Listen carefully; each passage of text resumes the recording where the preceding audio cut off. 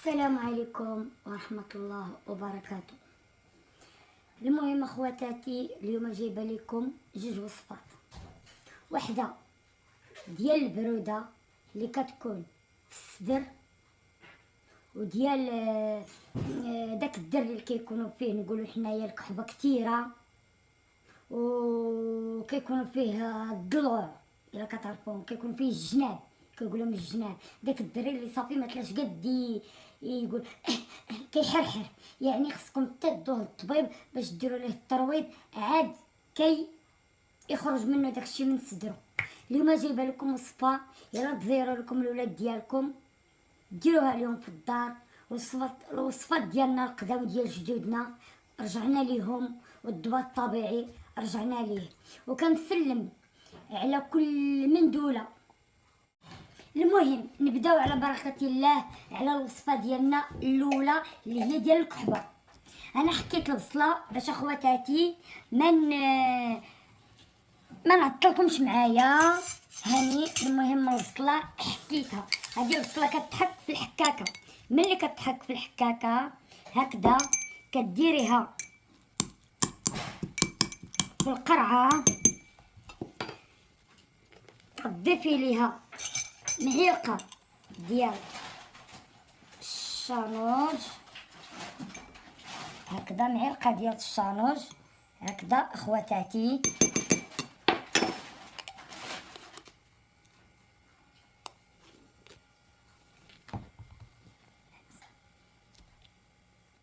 المهم رجعت لكم الحبايب ديالي، اسمحوا لي.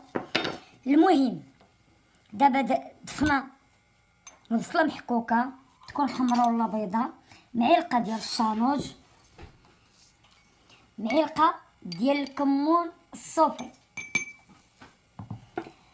بسم الله على بركه الله. نضيفو الزيت تيتغطى، الزيت العود راكم عارفين الخط شحال، لحقاش البصله كتطلق. نضيفو ليها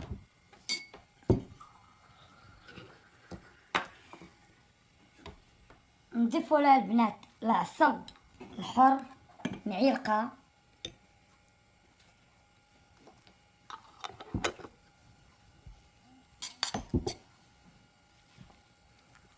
هاد الوصفه كنديروا لها هكذا خوتي، وكنحركوها وكنشدو كسرونه فيها الماء سخون يعني حمام مريم، وكنديرو فيها وكنخلوه فيها مده 10 دقائق. من بعد كنطفو على ديك الاناء اللي حطينا فيه هاد القرعه. واش كنديروا ليها؟ كنخلوها تبطل الغد ليه، والوقت اللي ونضيفوها في الثلاجه كتشد 14 يوم 16 يوم. والوقت اللي بغينا الحبايب ديالنا هاد الوصفه تبقى معانا في الثلاجه، من الليل كنهزو معلقه كنصفوها في الصفايه، يعني في الكاس داكشي اللي شاط في الصفايه كنردوه للقرعه. ملي كنردوه للقرعه كنشدو داك الكاس ديال الزيت كنديروه في الكاس، كنديروا واحد الاناء كسرونه فيها الماء سخون كنحطو فيها الكاس، يعني داك الزيت باش يدفى. ملي كيدفى كنعسوه للدراري الصغار، الدراري اللي صغيورين الله زادو مده شهر 40. المهم الحبايب ديالي كتشدو دابا، ها حنا درنا معلقه ديال الشانوج، معلقه ديال الكمون الصوفي، يعني درنا بصله صغيره محكوكه بالماء ديالها، كنديروا الزيت العود حتى كنغطو كلشي فوق منها. اش كنديروا؟ كنشدوا واحد الاناء كنديروا فيه ما سخون يعني حمام مريم، كنحطوا فيه هادي مدة 10 دقائق 16 دقيقة نتوما اللي بغيتو. من بعد وكتسدوها الا درنا في داك الاناء، من بعد كنشدوها وكنسدوها وكنخلوها في داك الاناء، كنطفوا ليه كنخلوها حتى تبرد، كنحطوها في الثلاجه للاستعمال ديالها.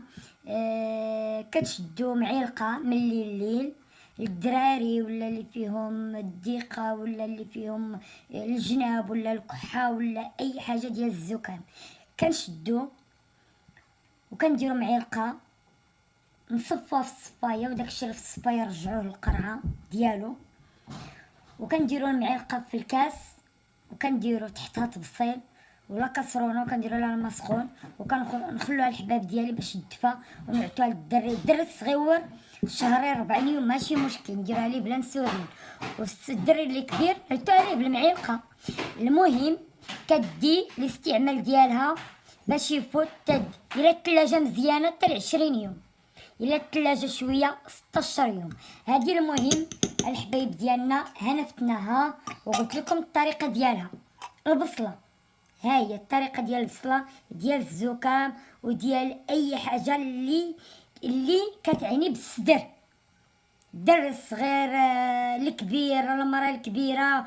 ونزيد لكم وحده، راه كتخوي حتى المراره الا كيشدك الوجع، وكتشدك الوجع ديال المراره عامره، يعني هاد الطريقه كتخويها.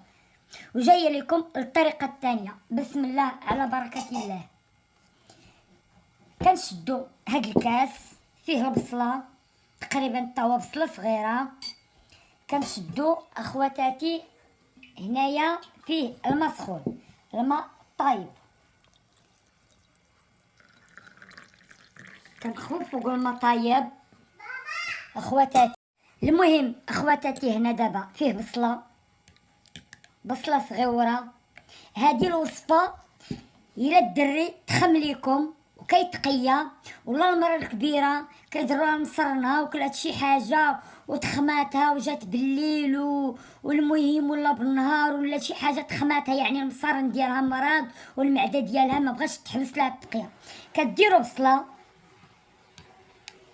صغيره كتحكوها في الحكاكه بالماء ديالها بكلشي، كتخوها في الكاس، كتخو على الماء سخون طيب.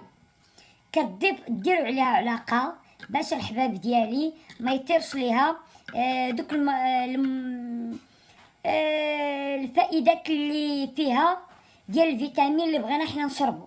راه عرفتوا البصله انتوبيوتيك مزيانه لكل حاجه في الذات.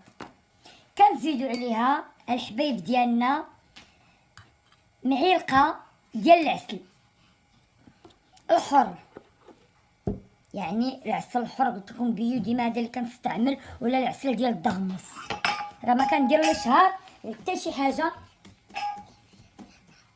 ما كندير لا شهر حتى شي واحد الحبايب ديالي، ما كندير لا شهر حتى شي حاجه الحبايب ديالي. تقولوا لي كندير لي شهر لهاد الشركه ولا ما كندير حتى شي حاجه ديال لي شهر. المهم غديروا لها معلقه ديال العسل الحر مع داك الماء سخون وغتخلوها تطلق، كتصفوها. كيشرب الانسان هذاك الكاس على الريق، تقيه مزيان، يعني كاع الميكروبات اللي في المصارن ديالو راه تقياهم، ما تقيا وبقى بقرشو مزيان، يعني يعاودها المره الثالثه، يعني يتبعها مده 3 ايام. الا هي اول نهار كتقطع التقيه، ملي كتقطع التقيه ديرها في الصباح على الريق وفي العشيه، ولكن تبعها مده 3 ايام.